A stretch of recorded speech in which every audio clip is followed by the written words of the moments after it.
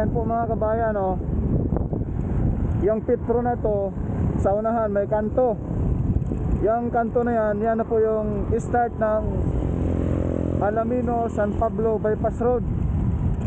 Kung diretsuhin mo yan, yan na po sa unahan, yan na po yung Alaminos Bayan.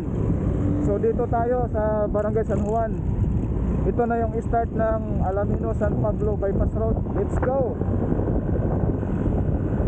Diretso!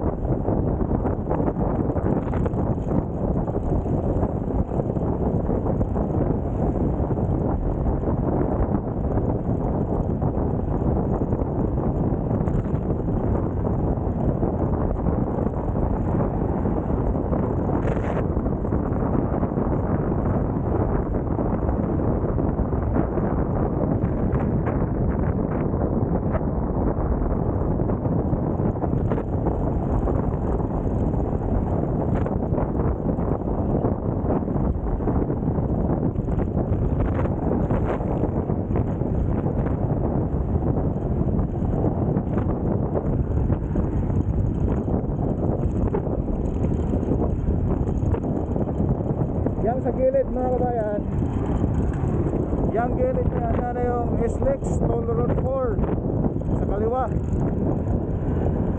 Ito yung Alamino San Pablo Bypass Road. Let's go!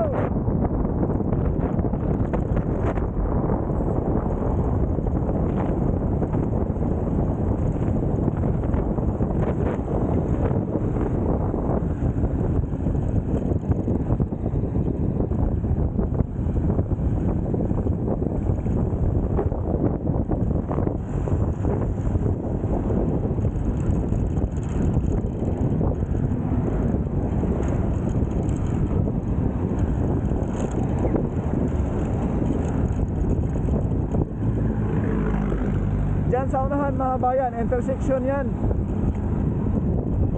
Yung pakaliwa papuntang San Pablo, papuntang Lucena. Itong pakanan papuntang Lipa City, Batangas, Barangay San Miguel. At yung Alamino San Pablo Bypass Road yan, diretso tumbok.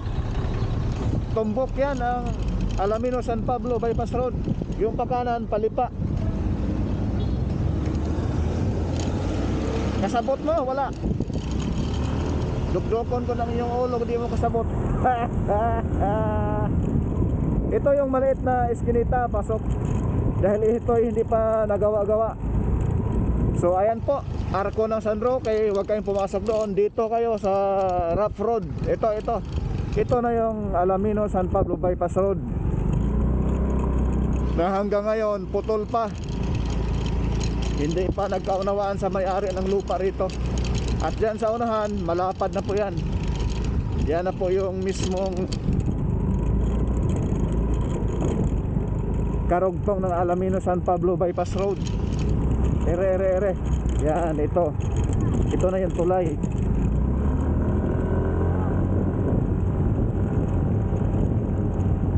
Napakalapad mga kabayan.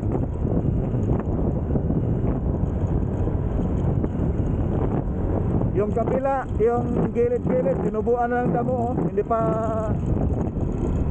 Hindi pa natapos. Hoy, kung saan mo nagibuhat sa gilid? Puro magpipras.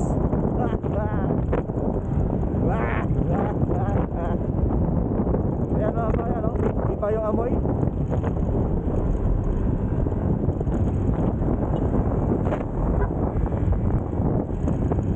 Sana all gunda. Wow, simentado ng kabila mga kabayan. Ito na po sa kabilang side, oh, simentado na. Ayan. Lah, wow, patapos na pala rin eh. Mga kabayan.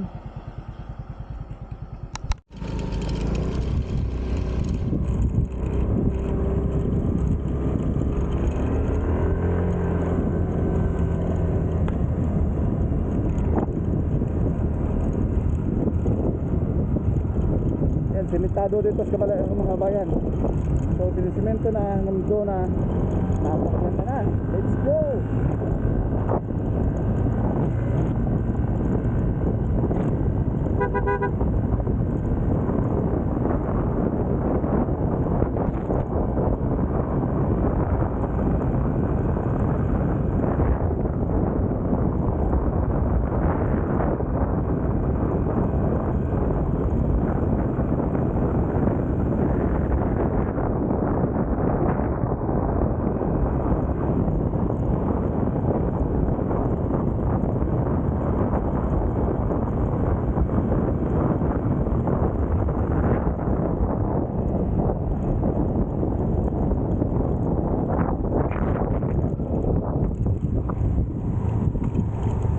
Ayan po mga kabayan, ito na yung Barangay San Roque.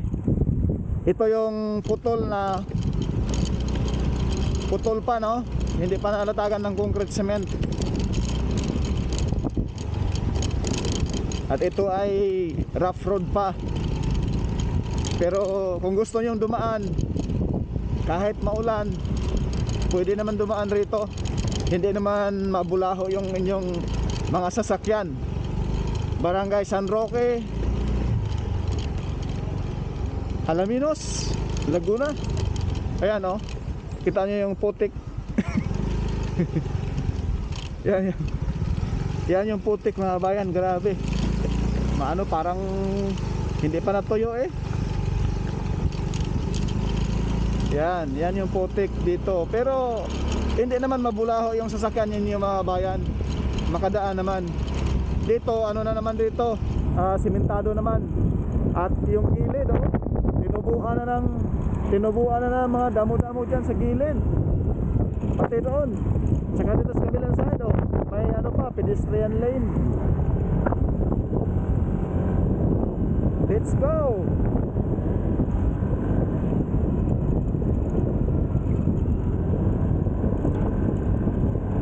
Ingat lang po sa pagmaneho dito mga kabayan, dahil mayroong mga daan papasok sa mga barangay dito. Baka may mga kabataan na galing doon sa mga barangay palapas rito sa bypass road, mabilis din, tatawid, medyo delikado. Kaya alalay din po sa pagmaneho, maging mapagmatsyag sa kapaligiran dahil may mga intersection, mga maliliit. Diyan na po sa unahan yung mismong ano mga kabayan, Barangay San Miguel Road.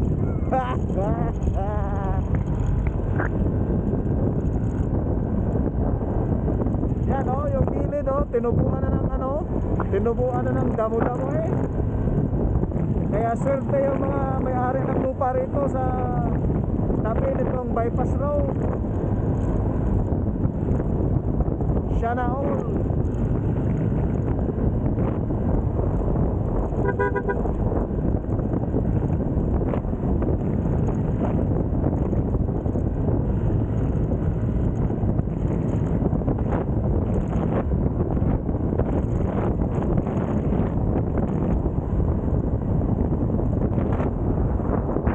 Grabe ang hangin, ang lakas. So dito putol. Diyan mga bayan, pagkalampas tong tulay na ito. Kasi yan na sa unahan, yan na po yung San Miguel Road. Yung pakaliwa dyan sa unahan, yan na yung papuntang bayan ng San Pablo City, no? Yung may pinaka-intersection doon, yung sementeryo, public sementeryo ng San Pablo. So ito yung pangatlong putol ngayon mga kabayan. Kasi yung barangay San Agustin nalatagan na po ng semento, isang lane na lang kulang, galing tayo doon, no? So ito yung dyan, ito yung intersection mga bayan. Yan, no? Yan yung tagos ng Alamino San Pablo Bypass Road dyan. Dyan sa unahan, dito sa unahan mga bayan, ito yung connection. Dyan sa unahan mayroong ano dyan, tulay na ginagawa. May tulay na ginagawa dyan ngayon. Yon yung barangay San Miguel area, no? Ito yung barangay San Miguel. So kung hindi makadaan yung mga four wheels dyan, dito kayo pakaliwa, papuntang Maharlika Highway dulo, no? May intersection doon, may sementeryo. Yung pakanan papuntang Lucena, pakaliwa papuntang SM San Pablo, pabalik ng Maynila. So ngayon dito tayo daan, tumbok tayo dyan. Silipin natin yung tulay na ginagawa ngayon dyan mga kabayan. Ayan, dito tayo, ayan. Wala namang putik ngayon dahil ilang araw na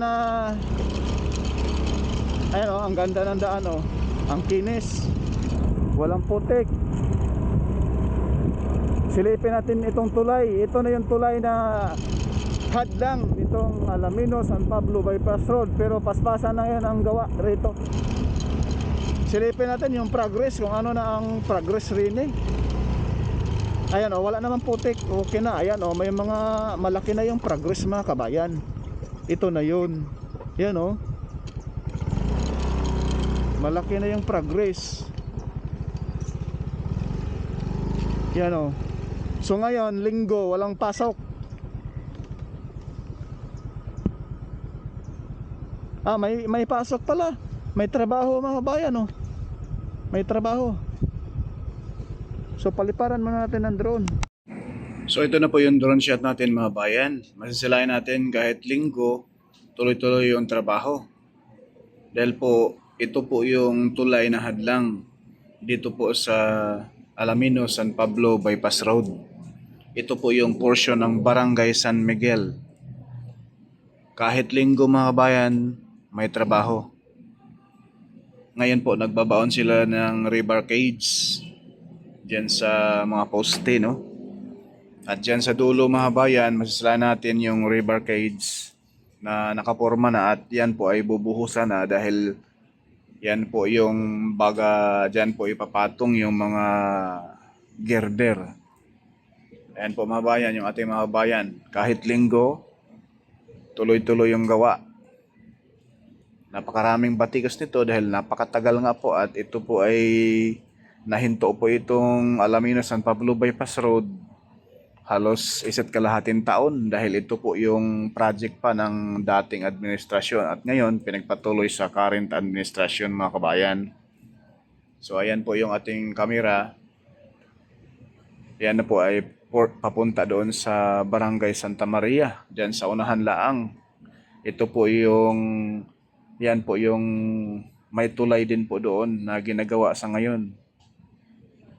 Bali dito sa portion ng Barangay San Miguel isa, then doon sa boundary ng Barangay San Miguel at Barangay Santa Maria ay may ginawa po ring tulay, pero maliliit na tulay lang mga kabayan.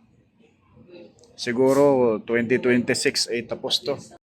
Masisilahin natin yung unahan mga bayan. Ayan po, yung mga girder dyan sa unahan, matagal na pong tapos yan at nakahanda na po. Ayan sa unahan mga bayan, ang makadaan rito yung motor lang, no? Pero pag maulan, walang makadaan, napakaputik. At yung mga kabayan natin na nainis dahil hindi daw sila makadaan. Minsan mga bayan, pinapadaan yung may mga sasakyan, pero bihira lang dahil po sa puspusan ngayon ng paggawa rito.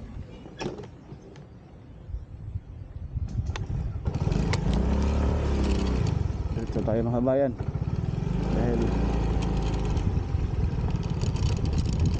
kahit linggo may pasok. Ito yung tulay na ginagawa ngayon, Barangay San Miguel. Ito yung tulay mga kabayan. Ayan o. Dito gagawa sila, ito bubuhusan to eh. Ito. Bubuhusan ito. Solid concrete cement, ayan o. Kasi dito ilalatag yung mismong girder, patawid doon. As tatay. Kahit linggo, tuloy-tuloy yung gawa. Diretso lang tayo, diretso. Huwag namang umulan. Please naman Lord, in Jesus name. Let's go, let's go. Hindi advisable na dumaan ang sasakyan rito mga kabayan. Motor lang pwede dumaan rin eh. Kung walang harang, pwede dumaan. Basta walang ulan, walang putik. Ayan, tulad nito, makinis naman. Pero nung try akong pumunta rito, mga nakaraang bago magpasko, hindi kaya yung motor. Grabe ang putik. Matutumba ka. Ngayon rito, pwede motor.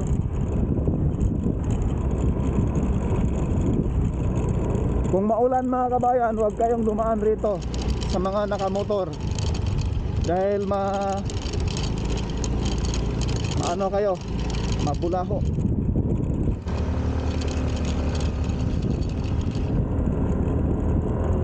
Approaching tayo mga bayan sa kabilang tulay, sa boundary ng San Miguel at Santa Maria.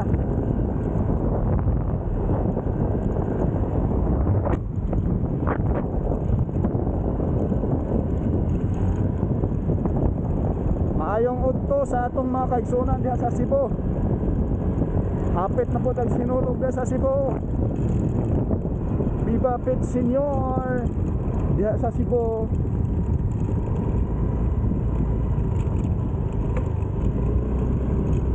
Tibuok Cebu mga kaigsunan ang fiesta sa umaabot sa 3rd Sunday of January, no? Sinulog Festival, biggest festival in the Philippines. Ayan, bisag kahit linggo may pasok sila. Yan, gagawa na rin sila rito mga bayan ng portal beam. Bubuhusan yan, solid. Malaki na rin progress. Kung matapos yan, ang ganda na. Passable na yung mga kahit nakasasakyan mga kabayan. Dahil yan na lang talaga ang hadlang, yung dalawang tulay na yan. Yung ibang area kahit may hindi pa simento, pero makadaan na yung mga sasakyan. Sana all.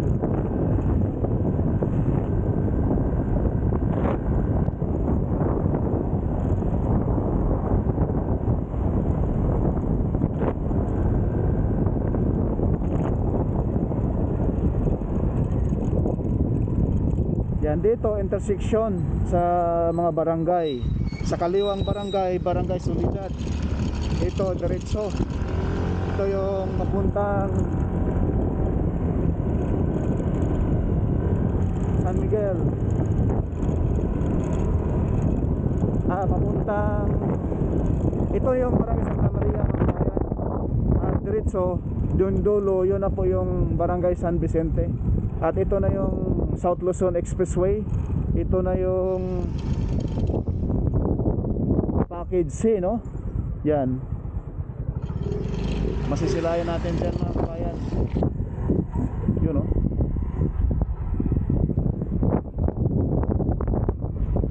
Yan. So ngayon mga bayan, andito na tayo sa Barangay San Vicente, San Pablo City, Laguna. Yung sa harap natin mga bayan, yan na po yung Maharlika Highway. Yung pakanan, papuntang Lucena, papuntang Samar Leyte area, no? Visayas, Mindanao. At itong pakaliwa, papuntang San Pablo City at pabalik ng Maynila. Ito na yung Barangay San Vicente, San Pablo City, Laguna. Ito po yung matagal rin po ditong natingga mga bayan, pero sa awa ng Diyos ay ito na ay talagang napakakinis na, at ang hadlang nito yung tulay na lang na dalawa na ginagawa ngayon. Paspasan na ngayon ang pagtrabaho doon sa dalawang tulay. Kahit linggong tapat, linggo dapat walang trabaho, pero may pasok na dahil minamadali na po ito. Ito po yung sagot sa kalbaryong traffic sa San Pablo City at Alaminos at Santo Tomas. Pakita ko lang dito mga bayan, ayan po yung ground shot natin. Masasalain natin na sobrang kinis na itong bypass road na ito ay parang expressway, no? Tig 2x2 lane, may bike lane, may pedestrian lane. Kaya napakaswerte yung mga may-ari ng lupa na madaanan nito mga kabayan, dahil tataas yung value. Yun lang po ang ating latest update rito sa Alaminos San Pablo Bypass Road. Porka Studio hindi sikat pero nag-aabot ng balitang tapat. Happy New Year and God bless sa lahat.